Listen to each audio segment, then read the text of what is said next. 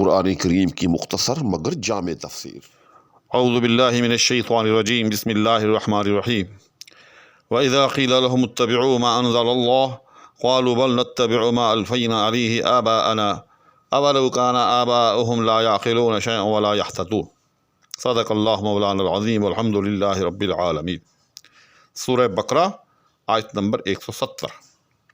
چنانچہ اس کی تفسیر اور توضیح کے ساتھ خادم ایک مرتبہ پھر آپ کی خدمت میں حاضر۔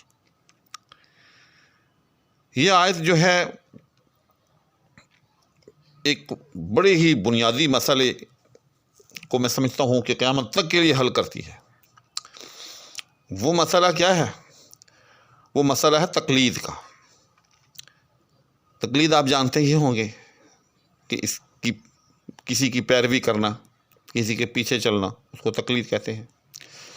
اچھا، اس سے پہلے کہ میں اس مسئلے کی اس آیت کی روشنی میں یا اس آیت کی توضیح کروں، ربط کے طور پر عرض کر دیتا ہوں کہ اس سے پچھلی آیت کے اندر جب اللہ جل شانہ نے بطور خاص ایک حکم دیا کہ یہ جو تمہاری روش ہے، یا جو ایک روایت ہے مشرکین مکہ کی، جو روایت تھی کہ وہ بتوں کے نام پر چیزوں کو وقف کر دیتے تھے، جانوروں کو وقف کر دیتے تھے، پھر ان کو کھلا چھوڑ دیتے تھے، نہ ان کا دودھ پیتے تھے، نہ ان کو ذبح کرتے تھے، نہ ان پر سواری کرتے تھے، نہ ان سے جفتی کا کام لیتے تھے۔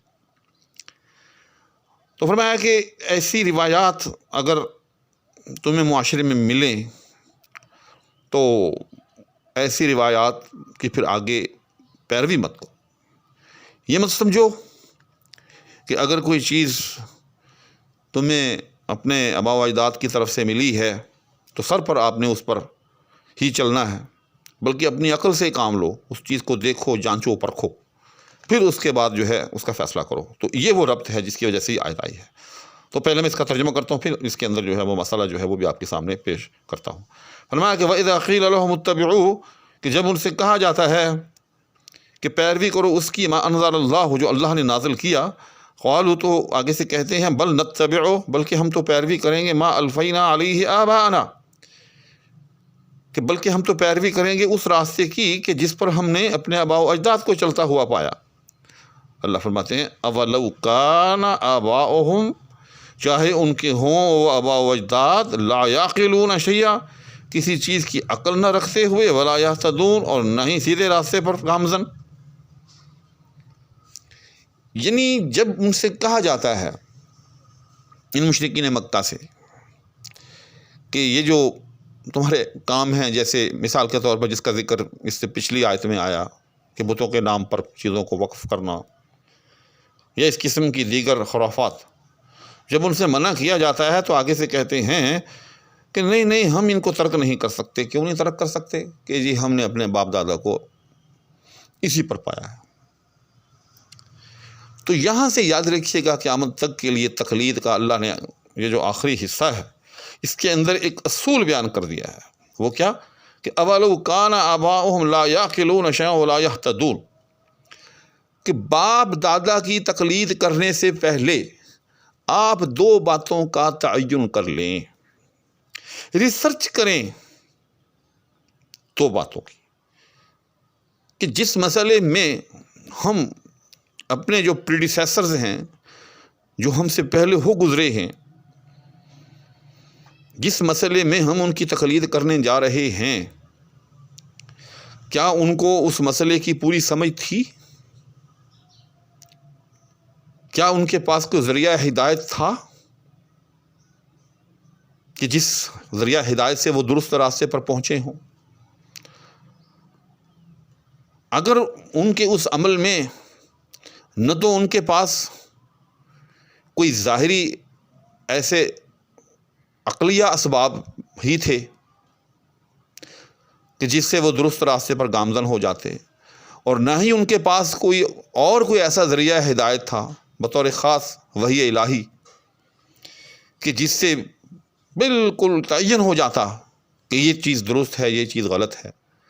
یعنی وہ عقل اور ہدایت، یہ عقل سلیم اور ہدایت انبیاء یا ہدایت فطری، سب چیزیں اس میں آ سکتی ہیں، اس کے بغیر ہی انہوں نے ایک راستے کا تعین کر لیا اور اس پر وہ چلتے رہے اور آپ تک وہ چیز پہنچ گئی۔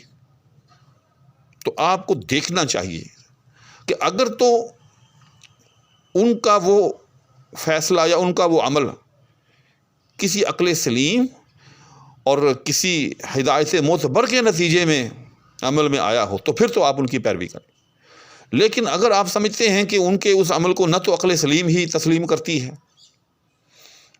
جیسا کہ شرک، کہ اس کو عقل سلیم ہی تسلیم نہیں کر سکتی کہ ایسا کیسے ہو سکتا ہے کہ اس کائنات کے اندر ایک سے زیادہ خدا ہو، اور نہ ہی ان کے پاس کوئی ایسا ہدایت کا ذریعہ ہو، یعنی نہ ہی کوئی ان کے پاس کوئی ایسی آسمانی کتاب موجود ہو یا اس کے وہ قائل ہوں کہ جس سے ان کو ہدایت ملی ہو. جیسے شرک کہ نہ یہ اس کو عقل سلیم تسلیم کرتی ہے، اور نہ ہی شرک جو ہے وہ کسی آسمانی کتاب کے اندر اس کو جائز کہا گیا ہے.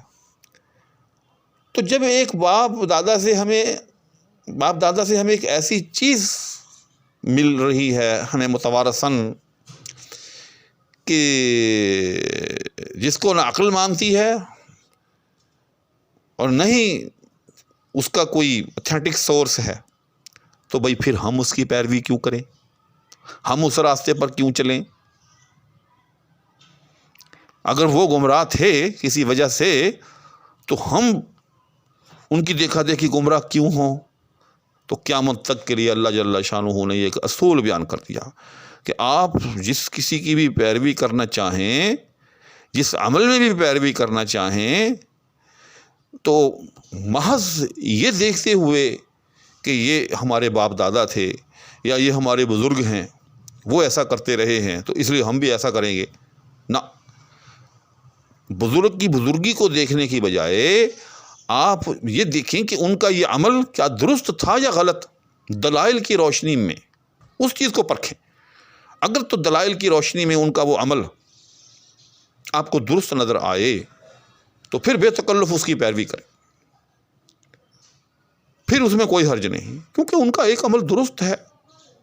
تو درست عمل تو قیامت تک کے لیے چلے گا، جیسے توحید ہے. اب یہ توحید آدم علیہ السلام سے اس کا آغاز ہوا ہے، اور قیامت تک کے لیے اہل اسلام جو ہے لا الہ الا اللہ پڑھتے چلے جائیں گے. تو اس میں جو پیروی ہو رہی ہے وہ قیامت تک کے لیے ہوتی رہے گی، کیونکہ توحید ایک ایسا مسئلہ ہے کہ اس کو عقل سلیم بھی تسلیم کرتی ہے اور یہ ہدایت پر مبنی ہے. تو الغرض قیامت تک کے لیے اللہ جل شانہ نے یہ ایک رول دے دیا، یہ ایک اصول دے دیا تقلید کرنے کے لیے کہ آپ چاہے اپنے باپ دادا کی تقلید کریں چاہے کسی اور کی بھی. تقلید کرنے سے پہلے آپ جس عمل میں، جس فعل میں آپ تقلید کرنے جا رہے ہیں اس کو پرکھ لیں کہ کیا اس عمل کو عقل سلیم مانتی ہے، کیا وہ عمل دلائل کے آگے کھڑا ہوتا ہے یا کہ ریت کی دیوار کی طرح جو ہے وہ گر جاتا ہے، جیسے عقیدہ شرک. اس کے بعد پھر آپ جو ہے وہ کوئی فیصلہ کریں. تو آج کی میری اس مختصر سی گفتگو سے بھی آپ کو ایک بڑے بنیادی قسم کے مسئلے کا جو ہے وہ علم ہوا ہوگا. اسی کے ساتھ آپ سے اجازت چاہوں گا. اللہ حافظ.